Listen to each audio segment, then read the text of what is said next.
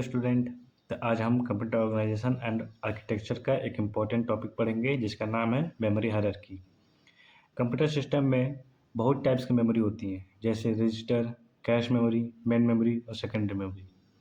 हर memory की speed, size और cost अलग अलग होती हैं, इसलिए इन सबको प्रॉपर ऑर्डर में अरेंज किया जाता है जिससे सिस्टम फास्ट काम करे। इसी अरेंजमेंट को हम लोग मेमोरी हायरार्की कहते हैं। पहले मेमोरी हायरार्की का डेफिनेशन समझते हैं क्या होता है। Memory hierarchy is the organization of different types of memory in a computer system arranged in hierarchical order according to speed, cost and capacity। कहना क्या चाहता है, इस डेफिनेशन का मतलब है कंप्यूटर सिस्टम में जितनी भी मेमोरीज होती हैं उन्हें स्पीड, कॉस्ट और स्टोरेज कैपेसिटी के बेसिस पर ऑर्डर में अरेंज किया जाता है। इसी अरेंजमेंट को मेमोरी हायरार्की कहते हैं। ठीक है। मेमोरी हायरार्की का मेन गोल होता है सीपीयू को फास्ट डाटा एक्सेस देना, सिस्टम की परफॉर्मेंस इंप्रूव करना और मेमोरी कॉस्ट को बैलेंस करना। लेवल ऑफ मेमोरी हायरार्की समझते हैं तो आप देख सकते हैं पिरामिड में सबसे पहले है रजिस्टर, उसके बाद कैश मेमोरी, फिर main memory, flash memory, hard disk और मैग्नेटिक टेप्स। रजिस्टर और कैश मेमोरी ये होते हैं आपके इंटरनल स्टोरेज। मेन मेमोरी ये आपके कराते हैं प्राइमरी स्टोरेज। फ्लैश मेमोरी और हार्ड डिस्क ये आपके सेकेंडरी स्टोरेज कहलाएंगे और मैग्नेटिक टेप्स ये आपकी टर्सरी स्टोरेज कहलाएंगे। रजिस्टर का मेमोरी स्पेस देख सकते हैं कि बाइट में होती है। कैश मेमोरी का किलोबाइट और मेगाबाइट जिसको केबी और एमबी भी बोलते हैं। मेन मेमोरी को हम लोग रैम भी बोलते हैं जो होता है जीबी गीगाबाइट। फ्लैश मेमोरी भी जीबी में ही होता है गीगाबाइट में। हार्ड डिस्क ये होता है टीबी में टेराबाइट।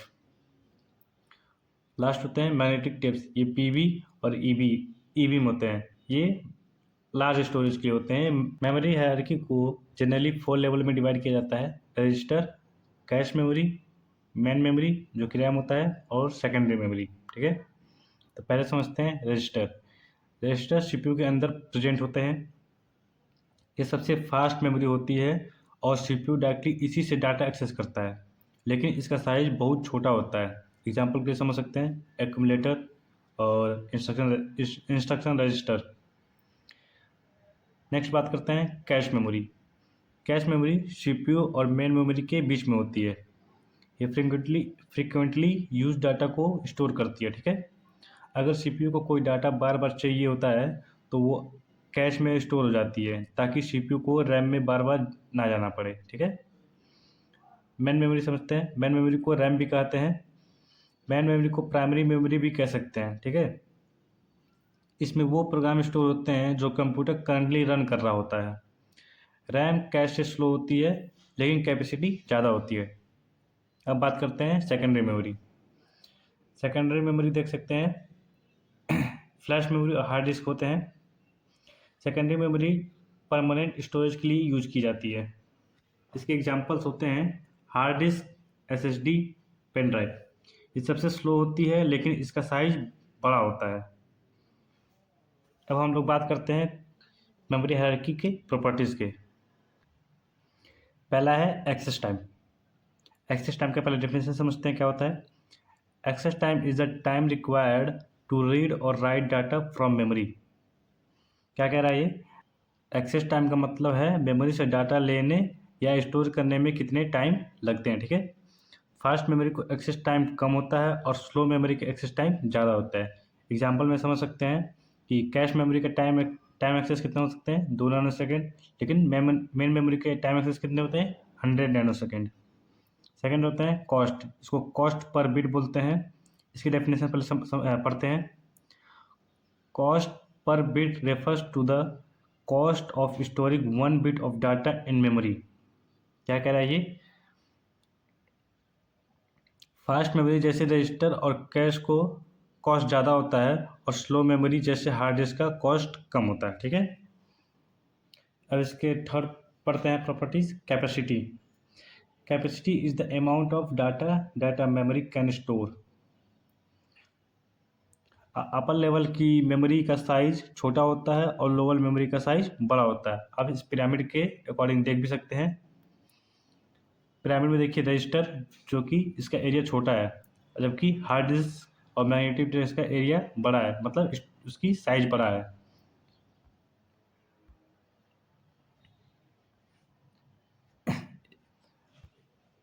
पिरामिड में आप देख सकते हैं सबसे छोटा होते हैं रजिस्टर, फिर उससे बड़ा कैश मेमोरी, फिर रैम मेमोरी जो कि मेन मेमोरी कहलाती है, उसके बाद हार्ड डिस्क जो कि सेकेंडरी मेमोरी होती है। ठीक है, अब आते हैं fourth, speed. Speed, memory hierarchy में स्पीड ग्रेजुअली डिक्रीज होती है। जब मेमोरी ऊपर से नीचे की तरफ जाती है तो स्पीड डिक्रीज होती है। आप यहाँ देख सकते हैं, जब भी मेमोरी ऊपर से नीचे आएगी स्पीड डिक्रीज होगी, कैपेसिटी इंक्रीज होगी और कॉस्ट भी डिक्रीज होगी। अब ऐसे समझ सकते हैं, लो रजिस्टर लो स्पेस मतलब कम स्पेस, हाई कॉस्ट और फास्ट मेमोरी। ठीक है, और लोअर में समझ सकते हैं, हार्ड डिस्क का लिख सकते हैं, लार्ज स्पेस, लो स्पीड, लो कैपेसिटी, लो कॉस्ट। ठीक है, आप समझते हैं हीट रेशियो। हीट रेशियो क्या होता है, इसकी डेफिनेशन पहले समझते हैं। Hit ratio is the ratio of the number of time the required data is found in cache memory to the total number of memory access. इसका फॉर्मूला होता है number of cache hit upon total memory access. जब CPU को data चाहिए होता है तो सबसे पहले वो कैश मेमोरी में चेक करता है। अगर डाटा कैश में मिल जाता है तो उसे कैश हिट कहते हैं, अगर नहीं मिलता और रैम से लेना पड़ता है तो उसे कैश मिस कहते हैं। ठीक है, इसके रियल लाइफ एग्जांपल समझते हैं कि किचन का एग्जांपल लेते हैं। सोचो तुम किचन में काम कर रहे हो, जो चीज़ तुम्हें रोज़ यूज करते हो, जैसे नमक, मिर्च, चम्मच और भी कोई बर्तन यूज करते होंगे, ये कैश मेमोरी की तरह यूज होती है। ठीक है, और जो चीज़ कम यूज होती है उन्हें कपबोर्ड में रख देते हो, ये मेन मेमोरी की तरह होती है। एक और एग्जांपल ले सकते हैं, जैसे कोई कस्टमर है, वो कार परचेस करने गया तो कार के पहले शोरूम में जाएगा, तो उसमें मिनिमम नंबर मतलब कम कम वैरायटी के कार होंगे, कम कलर के होंगे कार। वो कार दिखाएगा, कस्टमर को पसंद नहीं आएगा तो मेन मेमोरी में भेजेगा, मतलब गोडाउन में भेजेगा। गोडाउन में कार की मात्रा ज़्यादा होंगी, अलग अलग वैरायटी के कार होंगे, अलग अलग कलर के कार होंगे, वो गोडाउन में ले जाके उन्हें गोडाउन में कार दिखाएगा। कस्टमर का वो कार भी नहीं पसंद आई, उन्हें दूसरे कलर की चाहिए, तो वो सीधे फैक्ट्री में नहीं ले जाएगा, वो वेट करेगा। फैक्ट्री क्या हो गया आपका, सेकेंडरी मेमोरी। वो सेकेंडरी मेमोरी को फैक्ट्री को सेकेंडरी मेमोरी की तरह समझते हैं। अब कस्टमर को चाहिए, सपोज कस्टमर को येलो कार चाहिए। अब येलो कार ना गोडाउन में है ना क्या बोलते हैं शोरूम में है, तो वो फैक्ट्री से जब तक आएगा नहीं मेन क्या बोलते हैं गोडाउन में, तब तक वो कस्टमर को दे नहीं सकता है। तो वो वेट करेगा सेकेंडरी मेमोरी से मेन मेमोरी में आने का, मतलब फैक्ट्री से गोडाउन में आने का और गोडाउन से शोरूम में जाने का वेट करेगा वो। जब फैक्ट्री से मतलब सेकेंडरी मेमोरी से डाटा डाउनलोड होकर मेन मेमोरी में आ जाएगा तो सीपीयू या तो डायरेक्ट मेन मेमोरी से ले सकता है, लेकिन डायरेक्ट मेन मेमोरी से लेगा तो टाइम एक्सेस ज़्यादा हो जाएगा। इसलिए मेन मेमोरी पहले कैश मेमोरी में जाएगा और सीपीयू कैश मेमोरी से कम टाइम में एक्सेस कर लेगा। ठीक है, अब इसके कुछ न्यूमेरिकल एग्जांपल्स भी हम लोग कर लेंगे, कुछ न्यूमेरिकल एग्जांपल्स भी करते हैं।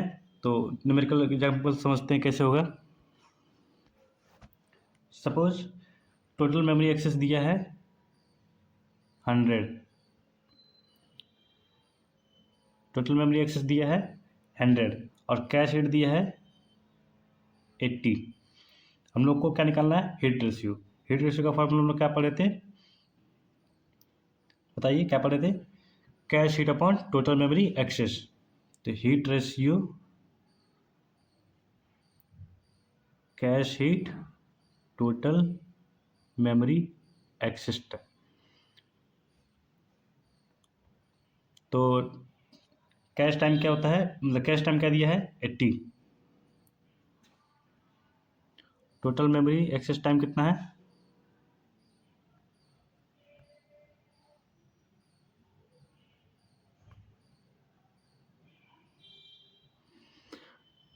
टोटल मेमोरी एक्सेस टाइम दिया है 100, कितना आ गया? 0.8 आ गया। मतलब इसको परसेंटेज में अगर बदलेंगे तो 80%, मतलब 80% डाटा कैश में मिल गया। ठीक है, सेकेंड एग्जाम्पल समझते हैं।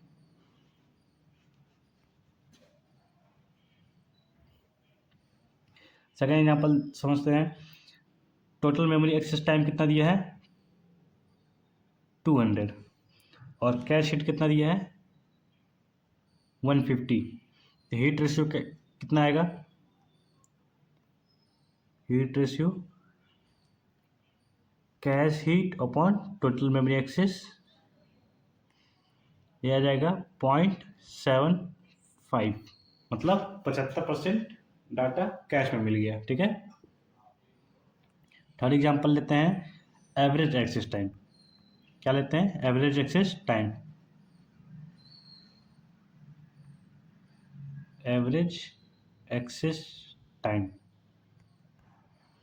एवरेज एक्सेस टाइम में कैश एक्सेस टाइम दिया है 2 नैनोसेकेंड, 2 नैनोसेकेंड।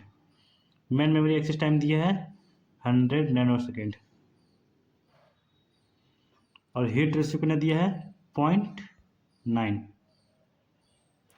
हीट रेशियो कितना दिया है? 0.9। और एवरेज एक्सेस टाइम का फॉर्मूला क्या होता है? Hit ratio multiply cache time plus 1 minus hit ratio multiply main memory time. Average access time का फॉर्मूला क्या आता है? Hit ratio multiply cache time plus 1 minus hit ratio multiply main memory time. ठीक है, तो हम लोग को क्या क्या दिया है? कैश टाइम दिया है, मेन मेमोरी टाइम दिया और हीट रेशियो दिया है। तो चलिए वैल्यू पुट करते हैं। अब हीट रेशियो कितना है? 0.9 इंटू कैश टाइम कितना दिया है? 2 nanosecond plus 1 minus hit ratio कितना दिया है? 0.9 multiply main memory access time कितना दिया है? 100।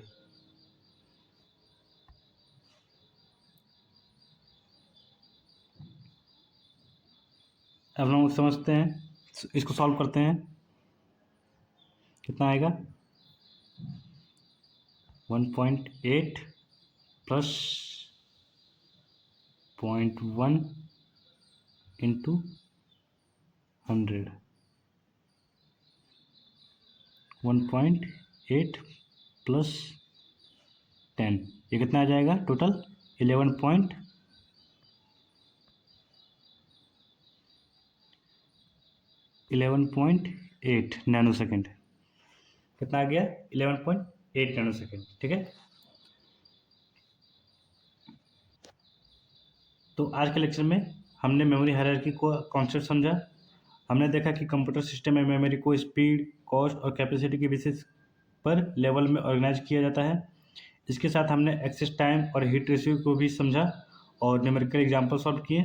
मेमोरी हायरार्की कंप्यूटर सिस्टम की परफॉर्मेंस इंप्रूव करने के लिए बहुत इंपॉर्टेंट कॉन्सेप्ट है। ठीक है, आज के लिए इतना ही रखते हैं, मिलते हैं नेक्स्ट वीडियो में। तब तक के लिए धन्यवाद। जय हिंद।